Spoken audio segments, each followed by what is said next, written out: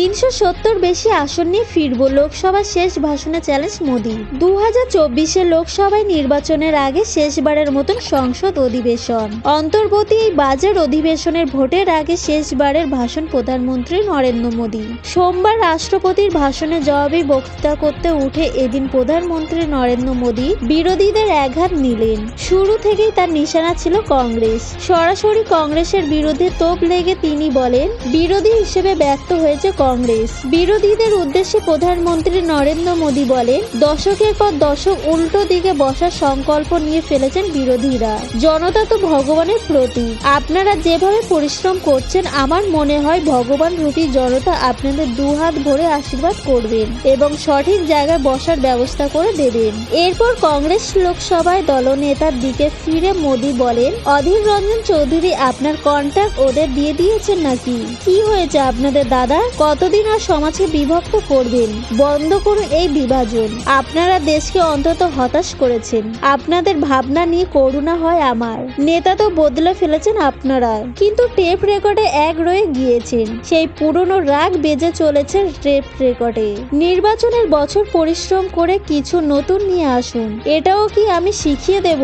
তার সংযোজন? অধীর বাবুর অবস্থা আমি বুঝতে পারি। পরিবারতন্ত্রের সেবা তো করে যেতেই হবে তাকে। খারগেজি এই কক্ষ থেকে ওই কক্ষ চলে গেলেন।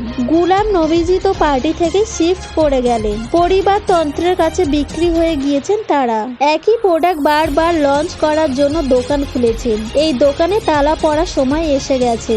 দেশের কোটি কোটি পরিবার কষ্ট আকাঙ্ক্ষা তারা দেখতে পায় না, কারণ কংগ্রেস একটি পরিবারের মধ্যে ঘেটে গিয়েছে। এমনটাই মন্তব্য নমর। কংগ্রেস ক্যান্সেল কালচারের ফেসে গিয়েছে, কারণ তারা কেন্দ্রের সমস্ত প্রকল্পে বিরোধিতা করেন, এমনটাও বলেন তিনি। নরেন্দ্র মোদি বলেন, আপনাদের মধ্যে অনেকেই ভোটের লড়াই ইচ্ছা এবং সাহস হারিয়ে ফেলেছেন।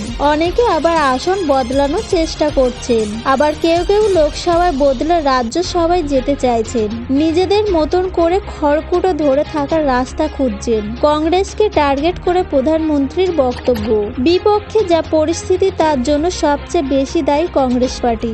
10 বছর সময় পেয়েও কংগ্রেস ভালো বিরোধী হতে পারল না। নিজে ব্যর্থ হওয়ার পর অন্যদেরও দমিয়ে রাখছে। নতুন নতুন নেতারা রয়েছেন, তাদের বলার সুযোগ দেওয়া হয় না। পাছে তাদের প্রতিচ্ছবি ক্ষুণ্ণ হয়, তাই কাউকে সুযোগ দেয় না।